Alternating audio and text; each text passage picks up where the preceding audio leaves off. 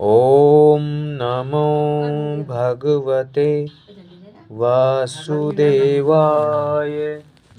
ॐ नमो भगवते वासुदेवाय। ॐ नमो भगवते वासुदेवाय।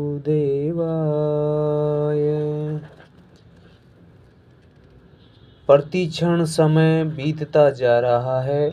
जो समय चला जाता है वह फिर लौटकर नहीं आता।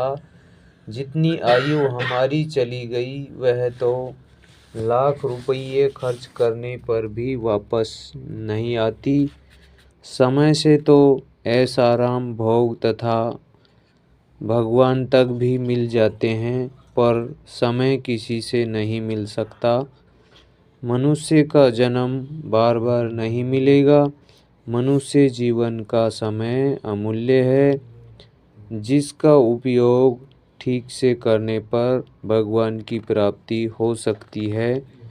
ऐसे समय को किसी भी अन्य कार्य में लगावें तो उसकी पूर्ति ही नहीं हो सकती। इसलिए भगवान की प्राप्ति के लिए ही अपने समय को लगाना चाहिए। भगवान की प्राप्ति के साधन के सिवा अपनी वाणी से व्यर्थ बकवाद न करें, कानों से दूसरी बातें न सुने तथा नेत्रों से अन्य किसी को न देखें और न हृदय में स्थान ही दें। ये अपने फाटक हैं, इन्हें भगवान के लिए ही खोलना है। दूसरे कार्यों के लिए इन नैनों के द्वारों को बंद ही रखना चाहिए।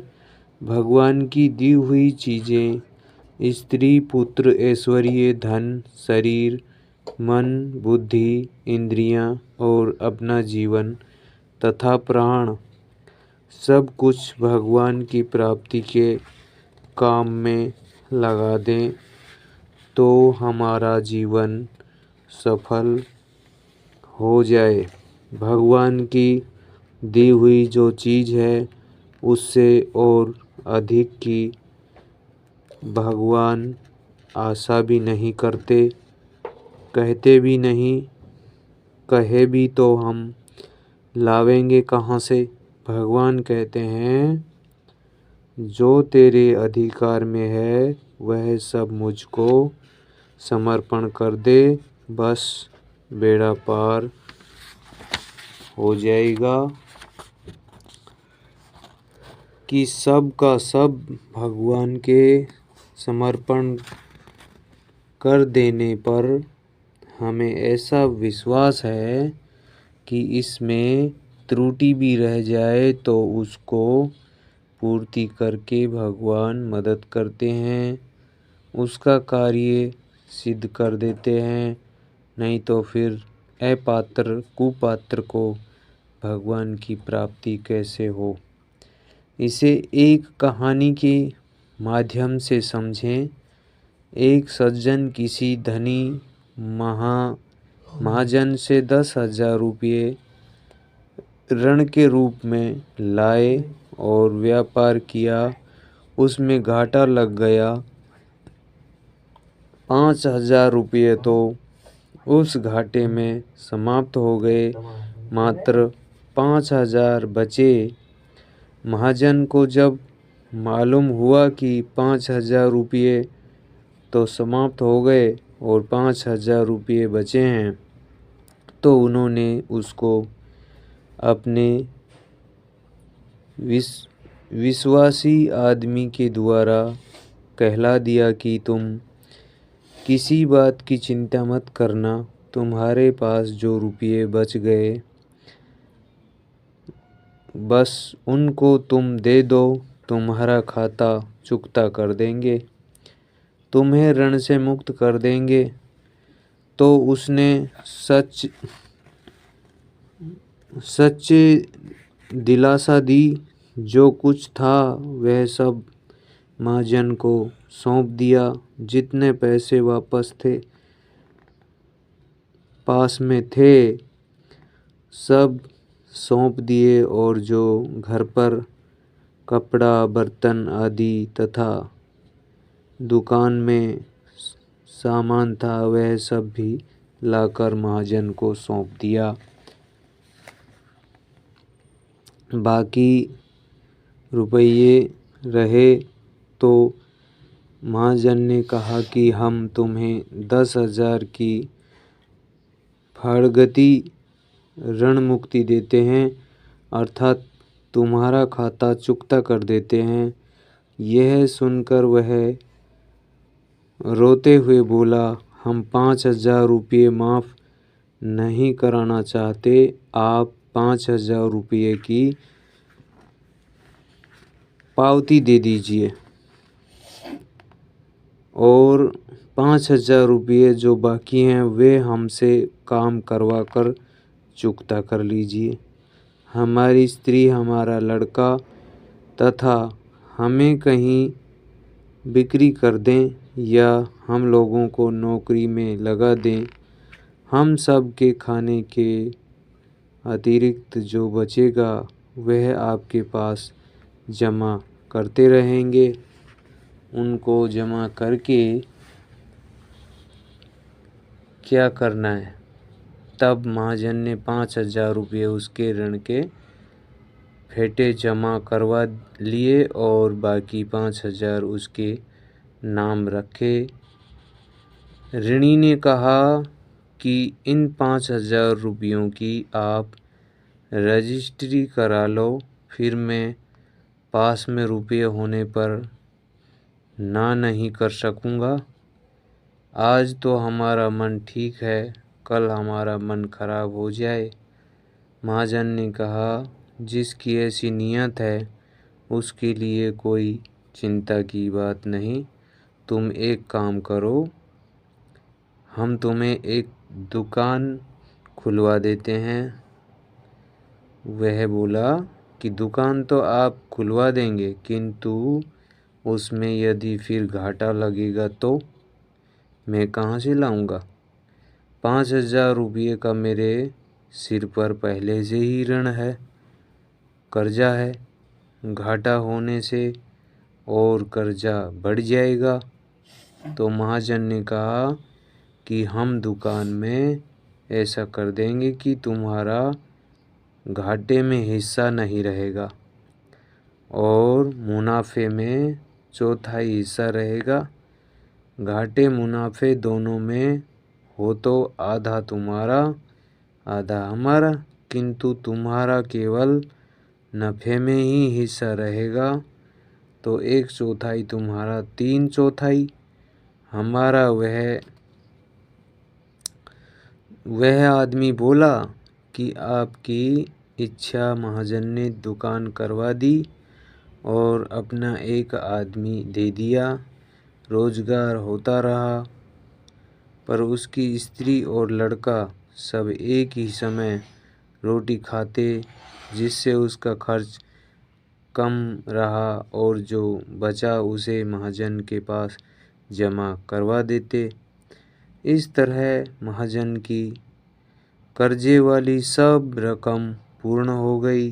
दूसरा एक बेईमान आदमी था, उसने भी महाजन से 10,000 रुपये लिए थे। उसकी नीयत खोटी थी, उसे भी 5,000 रुपये का घाटा लगा, किंतु उसने वह कह दिया कि मुझे तो ऐसा घाटा लगा कि आपके 10,000 रुपये समाप्त हो गए। 10,000 रुपये आप और लगा दीजिए तो शायद पहले के 10,000 रुपये आपको मिल जाएंगे। महाजन ने कहा कि ये ऐसा नहीं हो सकता, अब तुम्हारा विश्वास नहीं है। वह बोला कि अमुक आदमी को तो आपने 5,000 रुपये लगाकर दुकान भी करवा दी थी। महाजन बोले, भैया जी उसकी नीयत अच्छी है, वह बोला, हमारी नीयत उससे बढ़कर है। बोले, तो बढ़कर पर खोटी है। बढ़कर तो है आपकी नीयत, लेकिन खोटी नीयत है। उसने तो अपने घर में जो कुछ था सब लगा कर रख दिया। वह बोला, हम कहाँ से रख दें, हमारा तो सब खत्म हो गया, अब और हमें थोड़ा दो। तो महाजन बोले, तुम्हें नहीं मिल सकता, क्योंकि उसको एक पैसा भी नहीं दिया। यह तो दृष्टांत है, इसको दृष्टांत में ही इस प्रकार समझना चाहिए कि बेईमान के लिए तो यह उत्तर है कि आए थे कछु लाभ को, खोए चले सब मूल। फिर जाओगे सेठ पे तो पल्ले पड़ेगी धूल। इस प्रकार हम सब लोग लाभ के लिए आए थे। हम लोगों ने जो कर्जा लिया वह सब समाप्त करके अब फिर सेठ के पास जाएंगे कि आपने जो कुछ कर्ज दिया था वह सब समाप्त हो गया और आपकी अब की बार फिर दे दीजिए। तो पहले का कर्जा और यह भी कर्जा चुका देंगे। सेठ ने इनकार कर दिया, मना कर दिया कि एक पैसा भी नहीं देंगे। तो इस संसार में जो दूसरों के धन पर कमर कस करके मज़े से खर्च करते हैं वे तो बेईमान आदमी हैं। उनको फिर इस संसार में मनुष्य का शरीर मिलना संभव नहीं है। मनुष्य का जो शरीर है, इसका जो जीवन है वह असली धन है। इस मनुष्य शरीर को पाक करके जो जीवन धन को अर्थात समय को बर्बाद करता रहता है, फिर जाकर के धर्मराज के सामने खड़ा हो जाता है, कहता है कि मुझे दूसरी बार मनुष्य का शरीर दे दीजिए। तो यमराज जी कहते हैं कि मूर्ख, जो तुझे दिया उसे तो तूने मिट्टी में मिला दिया, तुझे शर्म नहीं आती, तू फिर मांगने के लिए आ गया। अब मनुष्य का शरीर तुझे नहीं मिलेगा, तुझे तो घोर नरक यातना भोगनी पड़ेगी।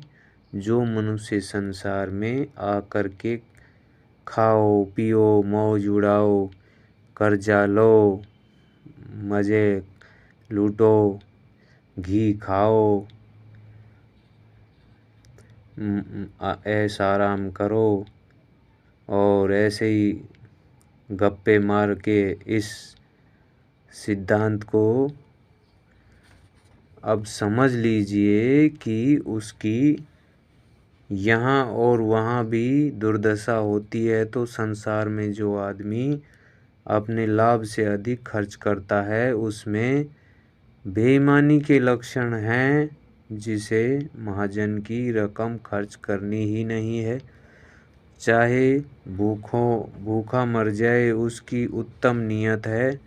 जो मन में ऐसी धारणा कर लेवे कि अपना प्रतिदिन 5 रुपये का रोजगार होता है तो उससे अधिक खर्च नहीं करना चाहिए। उसे 5 रुपये का ही अन्न खरीदकर अपने कुटुंब का पालन करना चाहिए। बोले कि उससे काम नहीं चले तो नहीं चले तो क्या होगा, मृत्यु ही तो होगी, किंतु वह मरना भी मुक्ति को देने वाला है और भगवान मरने नहीं देंगे, यह विश्वास रखना चाहिए। इस पर एक इतिहास याद आ गया।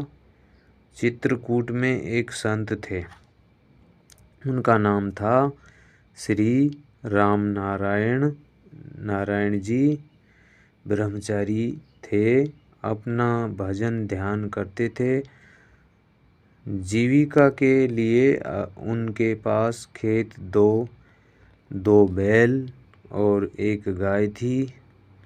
गाय और बैलों को खेत में चराते तथा खेत बोते और उसमें जो कुछ घास होती वह तो गाय और बैल को खिला दिया करते थे। अन्न से अपने शरीर का निर्वाह करते। नमक, कपड़ा या अन्य आवश्यक वस्तुएं अन्न देकर बदले में ले लेते थे। अन्न की बिक्री नहीं करते। कोई आदमी उनको संत महात्मा समझकर उनके लिए पेट में फल ले जाता तो लेते नहीं, अपने खाने के लिए अन्न उपजा लेते थे, उससे अपना काम चला लेते थे। दूसरों की भलाई में ही अपना समय बिताते थे। किसी हाल में नहीं लेते। किसी की भी चीज़ किसी भी हाल में वो नहीं लेते थे, ऐसा उनका नियम था। किसी ने पूछा कि महाराज आप लेते ही नहीं हैं, किंतु किसी वर्ष वर्षा नहीं हुई तो वे बोले ऐसा हो ही कैसे सकता है कि वर्षा ना हो। जिसने पैदा किया है उसको जिंदा रखना है तो वे रखेगा और वर्षा भी करेगा। हमारे पास तो कोई स्टॉक और पूंजी है ही नहीं तथा दूसरों की चीज़ हम लेते नहीं हैं, तो हमारा निर्वाह उनको करना पड़ेगा। उनके खेत में तो वर्षा होती ही थी और वे उससे अपना निर्वाह कर लेते थे। जो आदमी सर्वथा भगवान के ही भरोसे हो जाता है, उसकी भगवान को चिंता रहती है। सब प्रबंध भगवान करते हैं, तो वे त्यागी और विरक्त पुरुष थे। बहुत जनों ने उनका दर्शन किया, हमने भी उनका दर्शन किया है।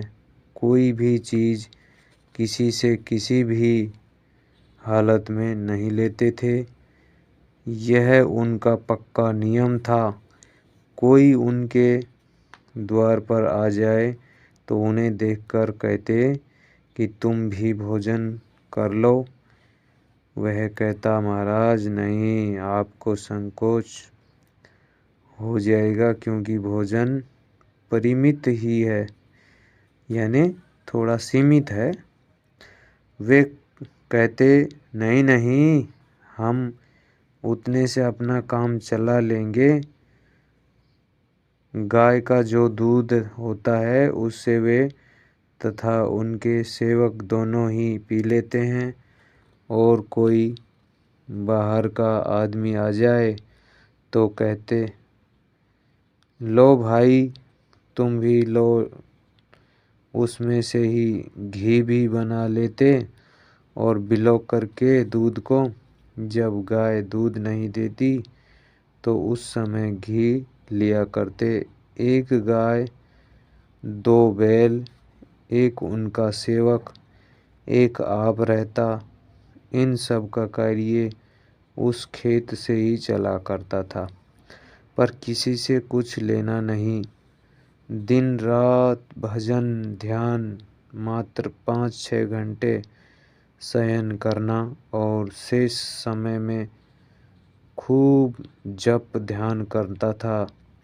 यदि कोई वहाँ चला जाए और शिक्षा की बात पूछे तो कह दी नहीं, कह दिया तो कह दिया, नहीं तो फिर नहीं बोलते थे। इस प्रकार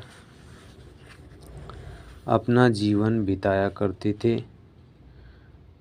तो जो आदमी भगवान के ऊपर निर्भर हो जाया करता है, वो सब प्रकार से भगवान उसके लिए चेष्टा करते हैं। पहले जिस एक दृष्टांत की चर्चा की गई है उसका तात्पर्य है कि हम लोग जो यहाँ आए हैं, हमारा महाजन धर्मराज है, उससे 100 वर्ष की आयु लेकर यहाँ आए। उसमें 50 वर्ष की आयु बीत गई, यानी कि 10,000 रुपये ही 100 वर्ष की आयु है। और महाजन ही धर्मराज है। धर्मराज ने किसी महात्मा के द्वारा कहला दिया कि जो धन चला गया सो चला गया, बाकी को तुम दे दो। तो उसने जो आधा अपने पास बचा था सब दे दिया, अपने तन मन और सब चीज़ों को भगवान के समर्पण कर दिया। धर्मराज और भगवान एक ही हैं, वहाँ दो नहीं हैं। सब कुछ अपने भगवान के समर्पण कर दिया। भगवान ने आधा लेकर इसका खाता चुकता कर दिया। तो वह रोने लगा कि मैं इस प्रकार नहीं चलाता, संसार से उद्धार कर दो। वही खाता चुकता करना होता है। वे कर्जा मुक्त करते हैं तो वे नहीं चलाता कि ऐसे हमें कर्जा मुक्त करें, हमारे से परिश्रम मेहनत करके मुक्त करना चाहिए। तो फिर मालिक ने उसका विश्वास करके बड़ी दुकान खुलवा दी, अर्थात भगवान के भावों का संसार में प्रचार करने में सम्मिलित करना, लंबी रकम लगाना है। और कहा कि भाई तुम्हारी 1/4 भागीदारी रही। संसार में भक्ति, ज्ञान, वैराग्य का खूब प्रचार करो। तो वह प्रचार करने लगा। उस प्रचार से उसका उद्धार हो गया। उसने कहा यह हमारे लिए न्याय युक्त है। वह कम खर्च में अपना निर्वाह कर लेता और जो बचता उसे भगवान के कोष में जमा कर देता। उसका नफ़े में हिस्सा था, घाटे में नहीं था। जो आदमी कभी भी परोपकार में अपना जीवन निष्काम भाव से लगाता है, उसे केवल नफ़ा ही होता है, घाटा तो होता ही नहीं। नेहाभि करम नाशोस्तित प्रत्यवायो न विद्यते। स्वल्ये मध्यय धर्मस्य व्रयाते महतो भयातम। निष्काम कर्म का आरंभ है पर उसका कभी विनाश नहीं होता, उसमें उल्टा पाप नहीं लगता, उसमें घाटा नहीं लगता। थोड़ा भी यदि निष्काम कामता का पालन हो जाए तो वह निष्काम भाव उसको महान भय से तार देता है। तो उसकी 5,000 रुपये की पूर्ति जल्दी हो गई।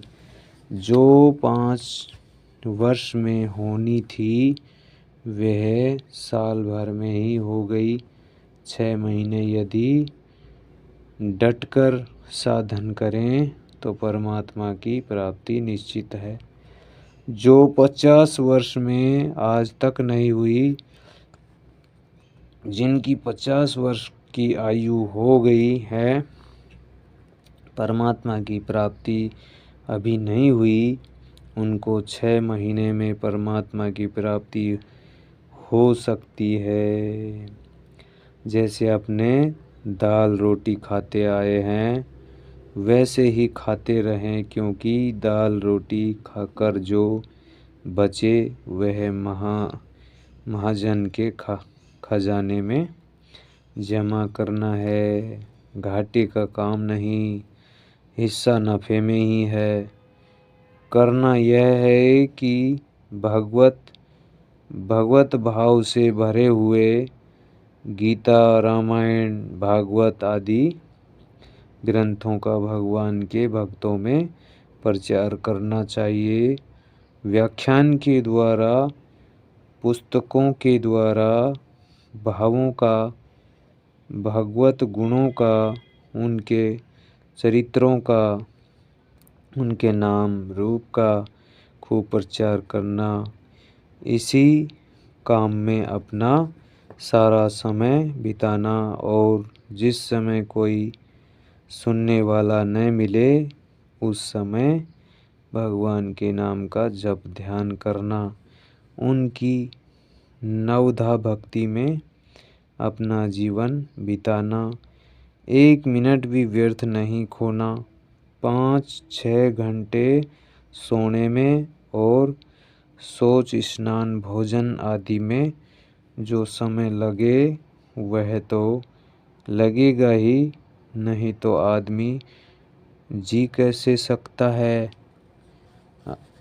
मतलब कि जीवन चलाने के लिए ही खाना, पीना और सोना चाहिए। जीना भी महाजन का कर्ज चुकाने के लिए, क्योंकि शरीर निर्वाह संबंधी कर्म करता हुआ मनुष्य कभी पाप का भागी नहीं होता। शारीरम केवलम करम कुर्वन्ता शनोति किलीपसम। भगवान श्री कृष्ण गीता जी के 4 अध्याय के 11वें श्लोक में कहते हैं कि निराशी यति चित्तात्मा यतत सर्वपरिग्रहम। निराशी, आशा रहित, कामना रहित, यानी निष्काम भाव से कर्म करने वाला जो कर्म करता है, संसार में भगवत भावों का प्रचार करता है, बदले में लेता कुछ भी नहीं, निष्काम भाव से, और मन, बुद्धि, इंद्रियां जिसकी जीती हुई हैं, जिसने संसार के विषय भोगों से वृत्तियों को खींच करके अपने वश में कर रहा है, चित्त को जिसने जीत लिया है, एक वक्त रूखा सूखा जो मिल जाता है वही खा लेता है, और इंद्रियों का जो विषय है उसे इंद्रियों को देता नहीं है, परिग्रह संग्रह का त्याग कर दिया है। जो कुछ अपने पास बचा था वह सब भगवान को समर्पण कर दिया। 50 वर्ष तो फालतू बीत गए और बाकी जो 50 वर्ष रहे उसे भगवान के चरणों में अर्पण कर दिया। अपने पास जो कुछ बर्तन, कपड़ा, गहना आदि सामग्री घर में थी वह सब भगवान के समर्पण कर दिया, अपने पास कुछ भी नहीं रखा। इसी प्रकार पुत्र, धन तथा शरीर में जो बल, बुद्धि, तेज आदि था वह, और मन, बुद्धि, इंद्रियां, इन सब पदार्थों को भगवान के अर्पण कर दिया। ये सब चीज़ें हमारी नहीं हैं, आपकी हैं भगवान।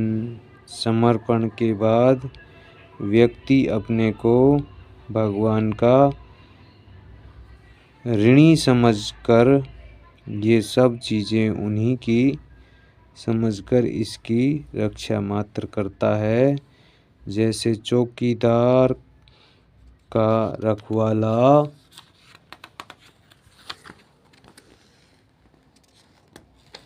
चौकीदार जैसे रखवाला होता है, उसका मालिक नहीं, ऐसे ही इस शरीर के मालिक तो भगवान है, हम तो इसकी रखवाली और देखभाल करते हैं। घर में बैठकर इसकी रखवाली करें कि यह कायम रहे, बना रहे। तो इस संसार में हम लोग इस प्रकार अपना समय बितावें। भगवान के नाम का जप, भगवान के स्वरूप का ध्यान, पूजा, उनके चरणों की सेवा, उनकी बातों को कानों से सुनना, उनको नमस्कार करना, प्रभु को के स्वामी तथा अपने को सेवक समझना। प्रभु अपने को सखा समझते हैं, मित्र समझते हैं, इसलिए सखा भाव भी रखें। हम तो उसके लायक नहीं हैं, किंतु पूंजी न होने पर भी भगवान ने अपना सखा समझकर दुकान में मुनाफे में हमारी 1/4 साझेदारी कर दी। मतलब हमें मुनाफा होना ही है। इस प्रकार से मनुष्य निष्काम भाव से थोड़ा भी अगर कार्य करता है, सेवा करता है, तो उससे उसका कल्याण हो ही जाता है। हम लोगों को अपना सर्वस्व भगवान के अर्पण कर देना चाहिए। अपने में जो बल बुद्धि है उसे अर्पण करना क्या है कि अपनी शक्ति भर भगवान की प्राप्ति के लिए भगवान की आज्ञा के अनुसार प्रयत्न करना और बल का प्रयोग करना है। अपना जो समय है उसे तो भगवान के समर्पण कर ही दिया। अपने में जो बुद्धि है वह भी भगवान के समर्पण कर देना। भगवान के गुण और प्रभाव को समझ कर क्षण क्षण में मुक्त होना बुद्धि का काम है। फिर हमारे प्रभु कितने दयालु हैं। हमारे सिर पर कर्जा हो गया, उसके लिए भी भगवान मदद करके उस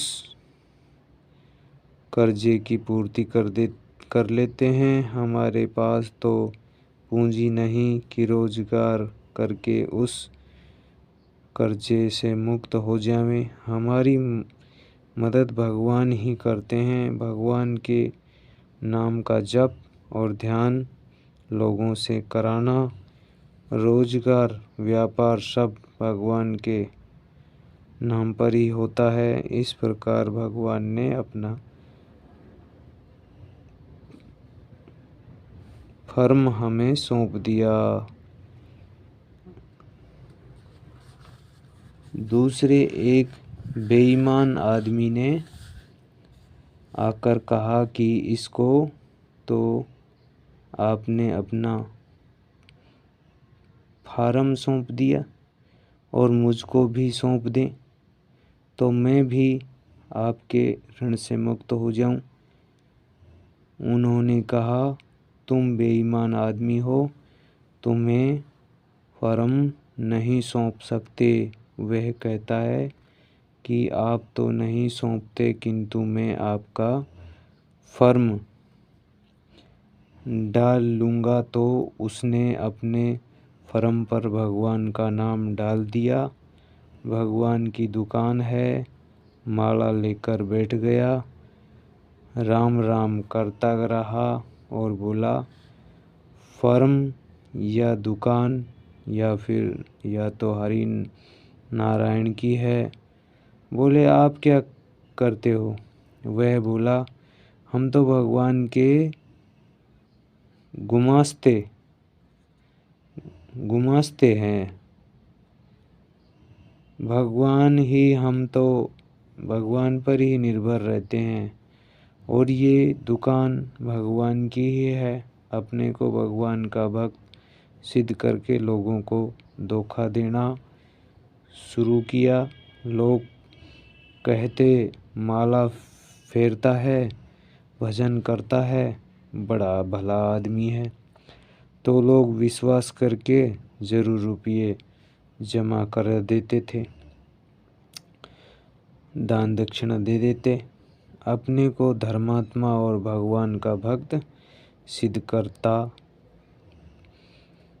इस प्रकार संसार में नाम और सत्संग की ओट में सत्संगी और भगवान का भक्त कहलाकर लोगों को धोखा देता है, जो घोर नरक का रास्ता है ये।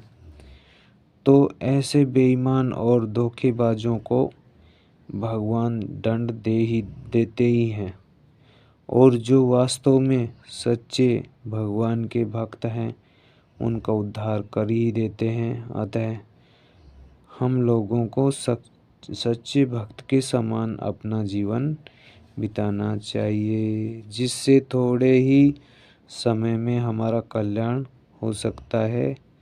कहते हैं नेहाभिक्रमण्या स्वस्ति तम प्रत्यवायो न विद्यते सवल्यम यस्य धर्मस्य त्रायते महतो भयातम। जो आदमी अपना सर्वस्व अपने आप को भी भगवान को सच्चे दिल से समर्पण कर देता है, उसका थोड़े ही समय में भगवान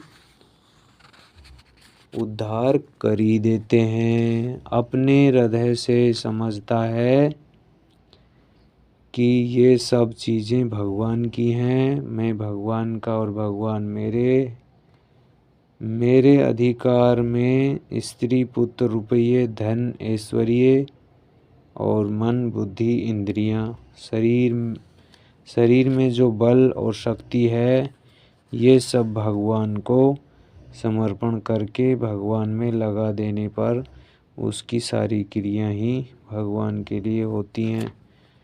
ऐसा भक्त वास्तव में भगवान का सच्चा भक्त है। भगवान सच्चे भक्तों का विश्वास करते हैं और उनका उद्धार करते हैं। जो आदमी निष्काम भाव से कर्म करता है, उस क्रिया का कभी नाश नहीं होता, वह कायम रहती है और उसका उल्टा परिणाम अर्थात घाटा भी नहीं होता।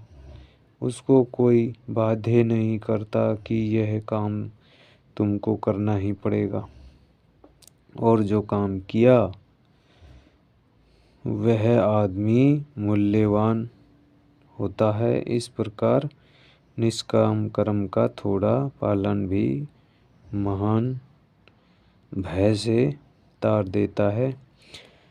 मतलब सब प्रकार के कर्जों से मुक्त होकर वह भगवान को प्राप्त हो जाता है। इस प्रकार 50 वर्ष में जिस कार्य की सिद्धि नहीं हुई, वह 6 महीने में हो सकती है।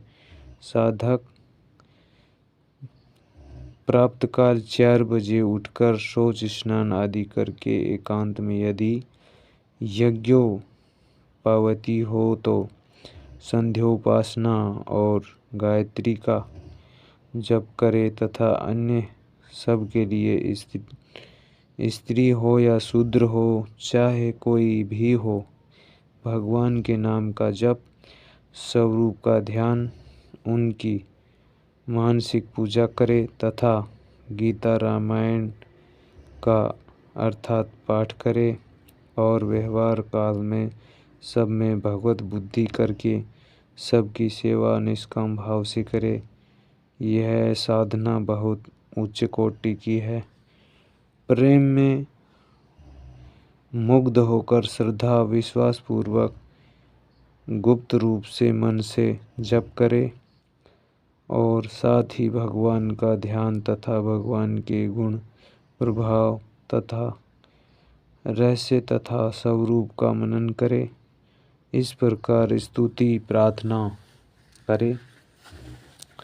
प्रभो, ब्रह्मा विष्णु महेश सूर्य मंडल तारा इत्यादि सब आप ही हैं। आप ही परम ब्रह्म, परब्रह्म, परम धाम, परम पवित्र, शाश्वत, अविनाशी, सर्वव्यापी हैं। प्रभो, मैं सब साधनों से हीन हूँ, मैं महान अपराधी हूँ, तथा आपसे मैं यही चाहता हूँ कि आपके ऋण से मैं मुक्त हो जाऊं, इतना होने पर भी मेरे ऊपर आपने बड़ी भारी दया की और कर रहे हैं। मेरा विश्वास करके आप मेरा परम हित कर रहे हैं। यह साधन तथा जो कुछ भी होता है सब आपकी कृपा से ही होता है। आप ही आश्वासन देकर हिम्मत बंधा करके सब करवा लेते हो। बस नित्य निरंतर आपका भजन ध्यान बना रहे, जिससे आपके ऋण से मुक्त हो जाऊं। आप में मेरा प्रेम और परम श्रद्धा हो, यही आपसे मैं चाहता हूँ। यही हमारा असली धन है। भगवान का काम करना अर्थात सबको भगवान के काम में लगाना, संसार में भगवान की भक्ति तथा उनके गुण प्रभाव के तत्वों का खूब प्रचार करना, भगवान के स्वरूप को याद करके मुग्ध होना, भगवान की सेवा करके समय में भगवान के नाम रूप को नहीं भूलना। सबकी सेवा ही भगवान की सेवा है। भगवान की आज्ञा के अनुसार सबकी तन मन धन से निष्काम भाव से सेवा करना ही भगवान का काम करना है। 6 घंटे रात्रि के सोने के समय में भगवान के स्वरूप और उनके नाम को याद करते हुए श्रद्धा भक्ति पूर्वक स्तुति प्रार्थना करते हुए शयन करना चाहिए। तो जो आज 50 वर्षों में नहीं हुआ वह 6 महीने में हो सकता है। ऋण से मुक्त होने के लिए भगवान स्वयं उसकी मदद करते हैं। भगवान ने प्रतिज्ञा की है कि योगक्षेम वहाम्यहम्। गीता जी में आया है कि जो भक्त निष्काम भाव से मेरा भजन चिंतन करता है, मैं उसका योगक्षेम हवन करता हूँ। मेरी प्राप्ति में जो कमी है उसकी तो पूर्ति कर देता हूँ। जहाँ तक पहुँच गए उसकी रक्षा करता हूँ। उसके साधन को देखकर भगवान मुग्ध हो जाते हैं। आपको जो दृष्टांत दिए उनमें एक तो अच्छे साधक पुरुष का और दूसरा दंभी यानी पाखंडी का। संसार में भगवान के नाम या सत्संग की ओट में जो दंभ यानी कि पाखंड करते हैं और कहते हैं कि सत्संगी तथा उस सत्संग से मुक्ति एवं धन भी चाहते हैं, ऐसे लोगों को मुक्ति मिलती ही नहीं तो घोर दंड मिलता है उनको। दूसरा जो ईमानदार अच्छी नियत वाला होता है उसको यहाँ भी आनंद वहाँ भी आनंद, सब प्रकार से भगवान उसका विश्वास करते हैं, उसको अपने हृदय से लगाते हैं, फिर उसका योगक्षेम हवन करते हैं, उसको संसार सागर से तार देते हैं। स्वयं भगवान उसको वह बुद्धि देते हैं जिससे उनकी प्राप्ति होती है। उसको सहारा दे करके सब प्रकार के ऋणों से, पितृ ऋण, ऋषि ऋण और देव ऋण, सभी ऋणों से मुक्त कर देते हैं। पितरों का उद्धार करके मानो सारी पृथ्वी का उसने दान दे दिया और सबकी सेवा करके मानो सारे भूत प्राणियों से वह मुक्त हो गया। भगवान की कृपा के प्रभाव से उसमें अहंकार नहीं, ममता नहीं, अपना सारा जीवन, अपना तन मन धन सब भगवान की चीज़ समझकर भगवान को अर्पण कर देते। वे पहले उसने जो अपना समय बर्बाद किया उससे उस पर भगवान का ऋण तथा भगवान की तरफ से अपराधी तथा, किंतु अब वह अपराध तथा ऋण समाप्त हो गया और उसका वह समय सार्थक हो गया। थोड़े से समय में ही अपना कल्याण कर लिया।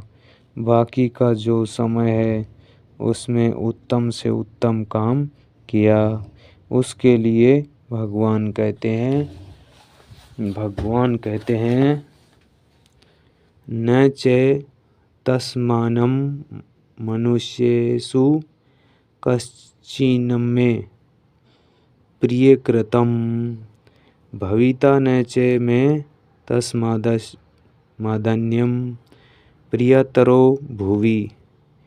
अर्जुन, इस गीता शास्त्र का जो मेरे भक्तों में प्रचार करता है उसके समान हमारा प्रिय कार्य करने वाला संसार में न तो कोई हुआ और न भविष्य में होगा। तो वह भगवान का प्रियतम भक्त है। शेष समय में जब तक जीवित रहे तब तक हंस हंस कर, नाच नाच कर, गा गा कर मुग्ध होता रहे तो उसके काम से भगवान मुग्ध हो जाते हैं और वह भगवान की लीला को देख कर के स्वयं मुग्ध होता है कि देखो भगवान कितने दयालु हैं, मदद करते हैं। 6 महीने में हमारा काम बना दिया। हमारी क्या सामर्थ्य कि हम सदा के लिए भगवान के ऋण से मुक्त हो जाएं। अब तो वह भगवान को देख देख कर मुग्ध होता है। भगवान उसकी क्रिया को देखकर मुग्ध होते हैं। वह देखता है कि ये सब हुआ भगवान की कृपा से हुआ। भगवान ने स्वयं ये सब बातें की। अब उसके आनंद का ठिकाना नहीं।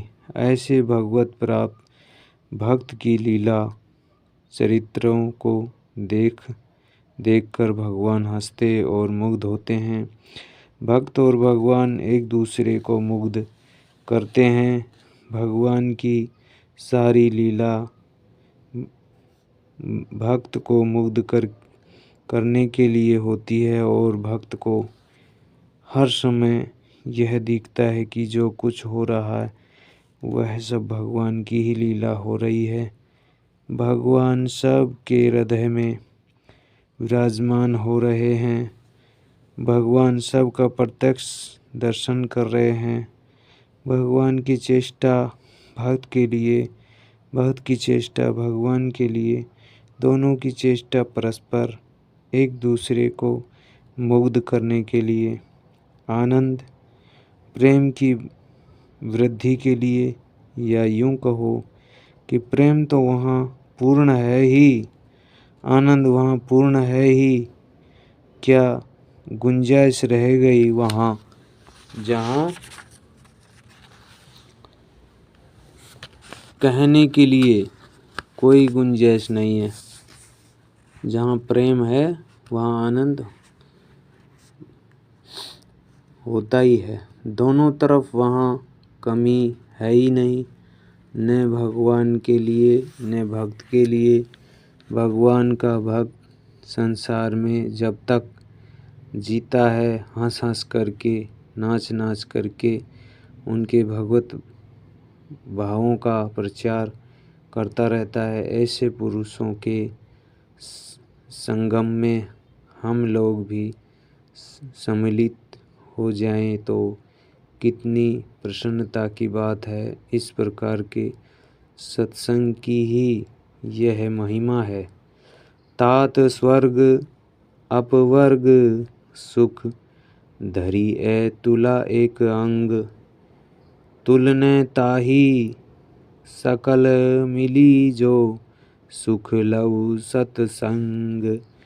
हे तात, स्वर्ग और मोक्ष के सब सुखों को तराजू के एक पलड़े में रखा जाए तो भी वे सब मिलकर दूसरे पलड़े पर रखे हुए उस सुख के बराबर नहीं हो सकते जो क्षण मात्र के सत्संग से होता है। क्योंकि स्वर्ग तो कोई चीज़ ही नहीं है और मुक्ति तो वह दूसरों को ही देता है, तो वह तो जीता हुआ ही मुक्त है, अर्थात जीवन मुक्त है ही।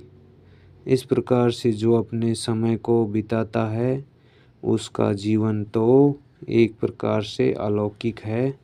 उसके साथ में रहने वाले भी, उस समूह में रहने वाले आनंद में मुग्ध होते रहते हैं। वे यही चाहते हैं कि निरंतर भगवान की चर्चा होती रहे, इसी में अपना जीवन बीतता रहे। न तो कोई भोग चाहते हैं और न मोक्ष चाहते हैं, क्योंकि ये सब इसके बराबरी में कोई महत्व नहीं रखते। वहाँ न लज्जा, न भय, न मान, न बड़ाई, न आदर, न सत्कार, न स्तुति, न प्रार्थना, सब भावों और क्रियाओं से ऊपर उठ जाता है। उसकी एक अलौकिक स्थिति हो जाती है। इसलिए अपना जन्म ऐसा समझ करके अपना समय उपयुक्त प्रकार बिताना चाहिए। ओम नमो भगवते वासुदेवाय।